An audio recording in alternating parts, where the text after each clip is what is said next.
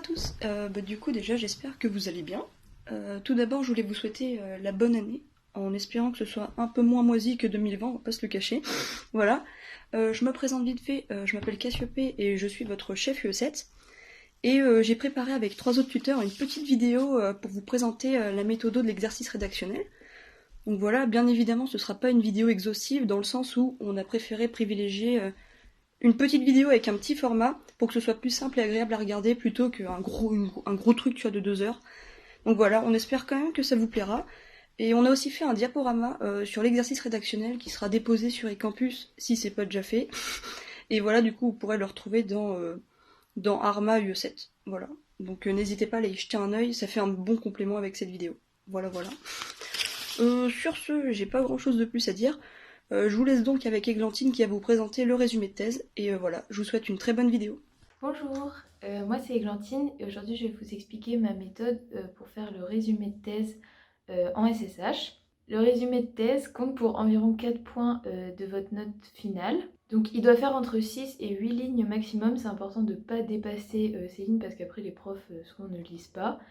Et le but est de synthétiser la thèse de l'auteur ainsi que les idées importantes du texte. Pour le temps, ça doit vous prendre environ 30 minutes, 45 minutes, grand maximum, mais il faut que vous gardiez du temps pour faire tout votre développement. Donc faut pas passer trop de temps dessus non plus, même si c'est un point important de la rédaction. Maintenant, je vais vous expliquer ma méthode, moi comment je faisais pour faire ce résumé.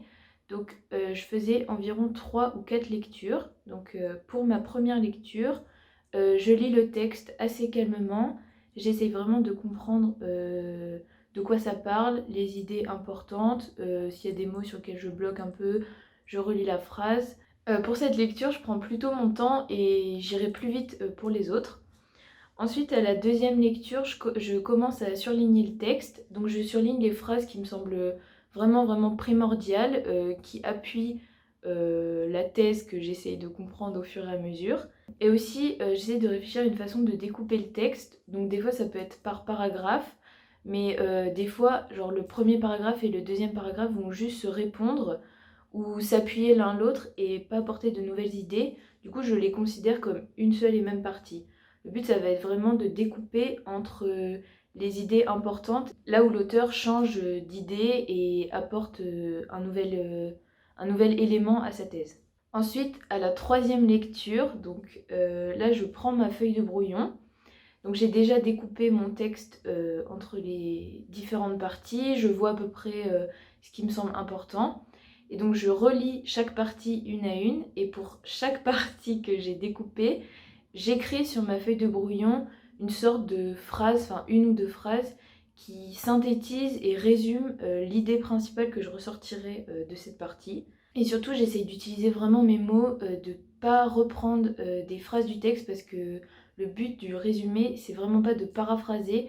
Ça peut vraiment vous pénaliser si vous reprenez des expressions du texte et tout. Donc on parle pas de mots, enfin il y a des mots que tu peux pas changer, mais le but c'est vraiment de reformuler à sa façon pour montrer que vous avez bien compris de quoi ça parle. Aussi, il est inutile de reprendre les exemples qui sont donnés dans le texte, il faut pas que vous les mettiez dans votre résumé, parce qu'il faut pas confondre thèse, idée et argument. Les arguments vont appuyer l'idée, et ce dont vous devez parler dans votre résumé de thèse, ce sont les idées de l'auteur. Donc ça sert à rien de remettre les exemples dans votre résumé. Après ces 3 lectures, je reprends ma feuille de brouillon où j'ai commencé déjà à bien synthétiser tout ça. En gros, je me retrouve avec 3 ou 4 parties à peu près. Et pour chaque partie, une ou deux phrases avec, je mets des flèches, enfin j'essaye de rendre ça logique. Et ensuite, je me lance dans l'écriture de mon résumé en utilisant que ma feuille de brouillon. J'essaye de complètement me détacher du texte pour pas être attirée par l'envie de reprendre des phrases du texte. Donc pour vraiment repartir dans mes idées. Donc je prends ma feuille de brouillon, je commence à écrire. Souvent, je faisais à peu près dans l'ordre que j'avais mis. Mais il faut pas hésiter à rendre ça fluide. Donc si une des dernières idées que vous avez écrites, vous voulez la mettre au début parce que c'est une des plus importantes, il ne faut vraiment pas hésiter. Il faut rendre ça personnel. En plus, si besoin, je resynthétise ce que j'ai déjà écrit pour vraiment garder que l'essentiel. Et encore une fois, je reformule si besoin pour surtout pas paraphraser. Un petit conseil pour commencer un résumé, souvent ce qu'on nous disait c'est de commencer avec une sorte de vérité générale ou une contradiction pardon, que soulève le texte. Donc vous pouvez commencer avec à notre époque, bien que, même si ça, l'auteur soulève que, de tout temps, cette chose est admise, mais l'auteur montre que... Enfin voilà, des choses comme ça pour que ça soit un joli début. En gros, montrer ce que le texte questionne ou alors ce que l'auteur tente d'apporter comme nouveaux arguments à une sorte de fait qui est acquis par exemple. Juste petit point bonus, n'utilisez pas le jeu dans votre résumé de thèse et surtout n'émettez pas d'opinion personnelle. Vous aurez tout le temps de le faire dans votre développement critique. Donc vraiment, le résumé de thèse doit être concis et être vraiment représentatif de ce qu'a essayé de dire l'auteur et votre avis ne compte pas là-dedans. Donc voilà. Voilà. Au revoir. Salut, je m'appelle Laurine et je vais vous parler des transitions et de la problématique et je vais surtout évoquer la transition résumé-développement. Pour moi, c'est ultra important cette transition, il faut vraiment pas que tu la négliges parce que je vais donner deux bonnes raisons pour pas la négliger. Déjà, imagine que ton résumé c'est le sommet d'une colline et que le développement c'est le sommet d'une autre colline. La transition ça va être le pont qui va lier les deux dans ta copie. Et plus ta transition elle va être bien faite, bien amenée et béton, plus ton pont sera solide, plus tu vas pouvoir relier deux sommets qui sont un peu éloignés. Donc plus tu auras de possibilités, d'idées à évoquer dans ton développement. Et en fait, plus tu vas pouvoir te libérer du texte et moins tu vas être soumis par le texte. Parce que parfois, ce qui est dur, c'est quand le texte t'inspire pas. Déjà, tu galères à faire un résumé parce que c'est vraiment tu comprends rien. Et parfois, te dire je vais devoir développer sur un truc proche du texte, tu te vois pas du tout le faire. Mais si tu fais une bonne transition, c'est ta porte de sortie et tu peux vraiment bien te débrouiller, même si le texte te parlait pas forcément et t'avais pas beaucoup d'informations dessus ou de références à toi. Donc c'est pour ça que la transition, ça t'ouvre vraiment des portes et ça t'émancipe un peu du texte. Après, il faut faire gaffe à quand même rester ancré sur ton sommet résumé et ton sommet texte, sinon tu risques de tout faire écrouler. Et c'est pareil, genre par exemple, si ta transition, elle est pas béton ou elle est pas de bonne qualité, ton pont il s'effondre et tu tombes dans le ravin et tu tombes dans le hors-sujet quoi. Le ravin, c'est le hors-sujet. Ou alors la mauvaise image que tu vas donner à ton correcteur. C'est ça aussi, ça m'amène à ma deuxième raison de travailler cette transition, c'est que en fait ta transition, c'est le premier moment où le correcteur il va t'entendre, enfin il va te lire, il va lire tes mots, parce qu'avant, ok, il y a le résumé, c'est ultra important de bien le travailler, mais le résumé c'est tes mots mais c'est pas tes idées. Du coup, il y a beaucoup de chances que ton résumé il ressemble à 50 autres copies. Et c'est pas grave, hein, de toute façon c'est l'exercice qui veut ça. Mais du coup, le premier moment où le correcteur va te connaître, enfin va voir où tu veux en venir vraiment, c'est au moment de ta transition. Donc il faut lui faire bonne impression. Donc il faut que tu fasses une bonne transition. Voilà, donc moi je sais que dans ma méthode un peu, d'abord je réfléchissais à ma problématique et ensuite j'amenais ma transition pour que ce soit quand même en lien. Enfin, dans ma copie, je mettais d'abord ma transition puis ma problématique, mais dans ma réflexion, je commençais plutôt par la problématique. Pour trouver ta problématique, c'est un peu compliqué. J'avais toujours le problème que ma problématique n'englobait qu'un seul de mes axes. Du coup, mon deuxième axe, il était, c'était pas top. Du coup, j'avais une nouvelle méthode, c'était que sur mon brouillon, j'écrivais d'abord mes axes, puis ensuite je cherchais une question qui pouvait répondre, enfin qui pouvait plutôt soulever et amener la réponse de mes axes. Enfin, je sais pas si vous comprenez, mais dans le chemin inverse. Donc pour trouver mes axes, j'écrivais sur mon brouillon une idée principale qui m'avait plu du texte. C'était pas forcément la thèse, hein. Ça pouvait être quelques mots du texte, une expression qui était, je trouve, cool, enfin intéressante. Et je la mettais au centre de ma feuille et je faisais une sorte de mind map.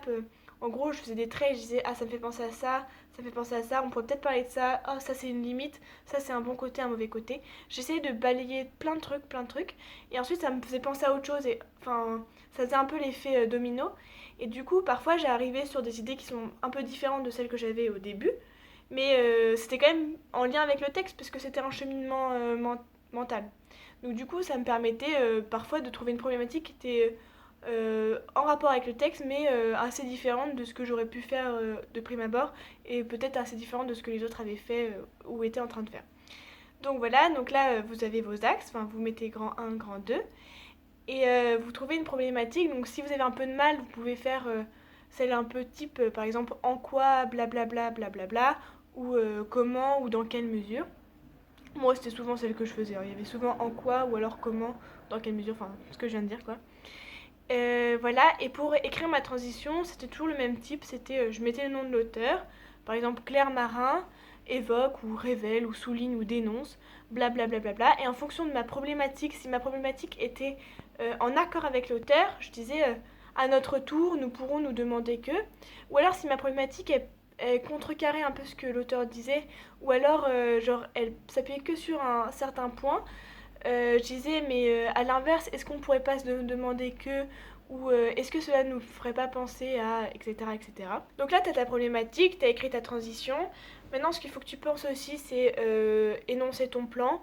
T'es pas obligé de l'énoncer précisément. Par exemple, si tu as fait une problématique en disant en quoi blablabla montre ça et ça, tu peux, moi, ce que je faisais, du coup, je disais nous allons évoquer successivement ces deux points. Ou alors tu fais vraiment nous allons évoquer dans une première partie ça et blablabla. Enfin ouais, je vais pas te redire tout ça. Et ce qu'il faut bien que tu penses aussi, c'est aérer ta copie. Donc du coup, tu sautes une ligne après ton résumé et tu sautes une ligne après ta transition. Même si c'est un peu chiant parce que du coup, tu perds deux lignes.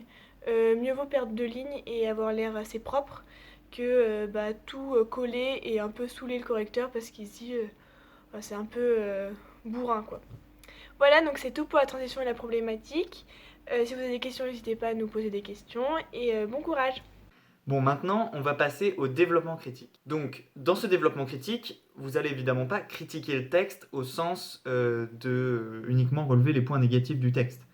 Vous allez plutôt prendre du recul par rapport au texte, le confronter aux connaissances que vous avez acquises en cours, pour essayer d'améliorer la compréhension du texte et de la problématique en général, et de tirer des conclusions. Évidemment, il ne faut pas chercher à caser le maximum de connaissances que vous avez. Ça, c'est une erreur qui peut arriver très fréquemment. C'est que vous vous dites, bon, ce sujet-là, je le connais bien, je vais essayer de caser un max de connaissances. Comme ça, le prof, il va être hyper impressionné, il va se dire, waouh, je connais bien mon cours. Non, justement, cette partie, elle permet au prof de voir si vous avez une réflexion par rapport à ce texte et pas uniquement des connaissances.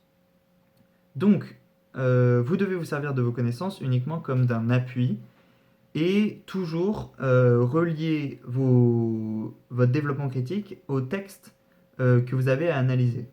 Il va falloir montrer pourquoi les choix de l'auteur l'ont amené à certaines conclusions, contrairement à d'autres auteurs que vous allez pouvoir citer. Pour ça, on va faire 2 à 4 paragraphes. Moi, je vous conseille d'en faire 3. En fait, la plupart des profs conseillent d'en faire 3. C'est le nombre idéal, en fait. Ça peut être plus casse-gueule si vous en faites que 2. Et 4, c'est compliqué de caser 4 paragraphes dans un recto verso, quoi. Donc 3, c'est vraiment le nombre idéal. Pour chaque paragraphe, il doit y avoir la même structure, c'est-à-dire formulation de l'idée directrice. C'est-à-dire qu'en une phrase, vous rappelez l'idée que vous allez développer pendant tout le paragraphe. Ensuite, une argumentation. Donc ça peut être une ou deux phrases, pareil, qui expliquent, qui argumentent en fait votre idée directrice que vous avez énoncée au début. Ensuite, des citations, des références socio-philosophiques, pourquoi pas une illustration. Donc une illustration, ça peut être un exemple. Bon, en général, les exemples de votre vie à vous, les profs, ils ont tendance à s'en foutre. Ça serait plus une sorte de métaphore ou des choses qui ont déjà été abordées par des philosophes. Par exemple, je sais pas, dans la mythologie ou des choses comme ça. Ça peut très bien être dans des livres que vous avez lus, où vous vous rappelez d'une situation qui correspond à celle que vous voulez décrire, et ben vous allez prendre pour exemple le livre que vous avez lu. Ou dont vous avez lu le résumé, bien sûr, ça marche aussi. Avec donc un commentaire ou une justification, il ne faut pas simplement énoncer cet exemple ou cette illustration, il faut un petit peu la commenter, expliquer en quoi est-ce qu'elle est en lien avec la problématique. Et enfin, une phrase de bilan pour récapituler votre paragraphe. Ensuite, entre chaque paragraphe, je vous conseille de faire une petite transition. Pourquoi ? Vos paragraphes, ils vont pas s'articuler n'importe comment. Ça va pas être une liste simplement de paragraphes ou d'idées que vous voulez développer, d'idées philosophiques, etc. Le but, c'est vraiment de partir. Donc, ça va pas être non plus un thèse, antithèse, synthèse, comme on faisait au lycée. Ça, c'est un petit peu bateau et les profs, ça les intéresse assez peu que vous développiez une thèse, puis que vous la contredisiez dans l'antithèse pour au final trouver un compromis qui va être un peu une synthèse des deux. En général, les profs, ils aiment pas trop. Ils préfèrent qu'on parte de l'idée la plus générale, l'idée qui vous vient en premier à l'esprit. Ensuite, vous allez relever les problématiques, enfin toutes les incohérences et les paradoxes que vont relever cette idée générale, parce que généralement, l'idée qui vous vient en premier à l'esprit, c'est pas la conclusion, sinon ça serait trop simple. Donc, dans le deuxième paragraphe, vous allez relever les problématiques qu'ont soulevé cette première idée, et vous allez essayer de trouver des premiers éléments de réponse. Et c'est finalement dans le dernier paragraphe que vous allez donner l'idée qui vous paraît la plus convaincante, quoi. Donc il faut bien garder à l'esprit cette progression du plus simpliste au plus convaincant. Ensuite, vous pouvez, entre chaque paragraphe, faire des petites transitions. Par exemple, en début de paragraphe, vous dites « On a trouvé que machin, mais on se rend compte que ça peut soulever telle et telle problématique. » Et là, vous développez votre idée directrice pour le deuxième paragraphe, pour le troisième paragraphe. Ça vous permet d'articuler cette progression qu'il doit y avoir entre vos paragraphes. Bon, il n'y a pas de plan type. Le plan que je vous énonce, c'est un peu celui qui va marcher dans la plupart des cas. Si vous vous rendez compte que ce plan du plus simpliste au plus convaincant ne fonctionne pas, vous pouvez l'ajuster, bien sûr, pour que ça fonctionne. Ça ne sert à rien de rester bloqué dans quelque chose qui ne va pas marcher. Ensuite, dans le développement critique, c'est aussi le moment de parler du contexte. C'est-à-dire, dans quel contexte a été écrit le texte qui vous est présenté. Est-ce que la thèse qu'il défend est encore d'actualité ? Est-ce qu'elle fonctionne aussi dans notre cadre à nous, quoi ? C'est-à-dire dans notre époque, on va dire en France, ou au moins dans les sociétés occidentales, ou est-ce qu'il est un petit peu anachronique ? Est-ce que, par exemple, ça aborde une manière de voir la santé qui n'est plus actuelle, etc., etc. Et c'est sur ces points-là que vous pouvez aussi critiquer le texte, en prenant du recul par rapport à son contexte. C'est-à-dire que vous allez l'inclure dans un certain contexte qui peut très bien avoir changé et qui peut très bien pousser à remettre en question la thèse de l'auteur. A l'inverse, vous pourrez vous rendre compte que l'auteur a été visionnaire et qu'il a relevé des problématiques qui commençaient à émerger à son époque, mais qui se sont amplifiées dans le futur. Donc ça peut être très intéressant d'en parler, de faire des parallèles entre les époques. Ensuite, pas de mots entre guillemets pour exprimer une pensée approximative. C'est-à-dire, vous vous dites... bon, c'est un peu bizarre de le dire comme ça, donc je vais le dire entre guillemets. Ça, non. Utilisez des mots dont vous êtes sûr, et sinon, ne les utilisez pas. Bon, il faut que ce soit lisible. Moi, personnellement, j'utilisais un stylo plume pour écrire ma rédaction, parce que je sais pas pourquoi, avec un stylo plume, j'écrivais mieux. J'écrivais plus petit qu'avec un stylo bic, donc ça me permettait de caser plus de choses, et c'était plus joli, quoi. Donc, je sais pas, trouver une technique pour que vos paragraphes soient lisibles, que ça fasse pas des gros pâtés, et que le prof, quand il voit votre copie, il se dise pas « ça va être dur ». Je dirais pas que votre prof aura envie de lire votre copie, mais au moins qu'il soit pas rebuté en la voyant. Ensuite, les citations, parce que donc vous pourrez utiliser des citations, c'est pareil, c'est pas obligatoire. Si vous n'avez pas de citation qui vous vient, n'en inventez pas, c'est pas grave. Le prof va pas vous pénaliser. Vraiment, le but, c'est pas de noter vos connaissances, c'est de noter votre réflexion. Mais si vous mettez des citations, attention à bien les mettre entre guillemets. Et c'est toujours bien de les intégrer dans le texte, donc dans une phrase. Et si vous avez besoin pour ça de changer la conjugaison d'un verbe, de changer un accord, ou d'intercaler quelques mots, mettez-les entre crochets. Par exemple, si c'est un philosophe qui pense en disant je pense que machin, et machin, et machin, vous pouvez très bien dire dans votre phrase tel philosophe pense que, vous ouvrez les guillemets, là vous développez sa thèse, et si jamais il y a des verbes qui sont conjugués à la première personne, vu que dans son texte c'est lui qui parle, vous les conjuguez à la troisième personne pour que ça fasse joli dans votre phrase. C'est assez moche de juste mettre 2 points, ouvrez les guillemets, enfin à moins que ça s'intègre dans une phrase, c'est assez bizarre de juste dire dans tel livre, 2 points, ouvrez les guillemets, quoi. C'est mieux de l'intégrer dans votre réflexion. C'est plus fluide, quoi. Le titre des œuvres souligné, ça c'est hyper important. Et puis bah attention à l'orthographe et à la ponctuation, ça c'est évident. Relisez-vous. Si vous avez des phrases qui sont trop longues, coupez-les. Parce que les phrases trop longues, c'est des phrases qui sont incompréhensibles, impossibles à lire. Même si dans votre tête c'est fluide et c'est très compréhensible, si la phrase est trop longue, le prof va pas la comprendre ou va devoir la relire. Et donc il faut mieux la couper en 2. Et comme ça sera plus lisible. Voilà, j'ai fait le tour du développement critique. Bon bah du coup, me revoilà. Tout d'abord, j'espère que la vidéo vous aura plu et qu'elle vous sera un tant soit peu utile. Si vous avez la moindre question, vous pouvez la poser en commentaire de cette vidéo, on y répondra, il n'y a pas de souci. Ou alors sur le forum du tutorat, ou alors sur mon adresse mail, il n'y a pas de souci. Mon adresse mail c'est chefu7.atsc@gmail.com, le tout en minuscule. Voilà, donc surtout n'hésitez pas si vous avez des questions, on est là pour ça et on est vraiment ravis de pouvoir vous aider, voilà. Et sur ce, je vous souhaite une très bonne journée ou une très bonne soirée, ça dépend quand est-ce que vous regardez cette vidéo. Et voilà, je vous dis à mercredi pour la colle de rédaction qui sera en présentiel. Je vous fais des bisous.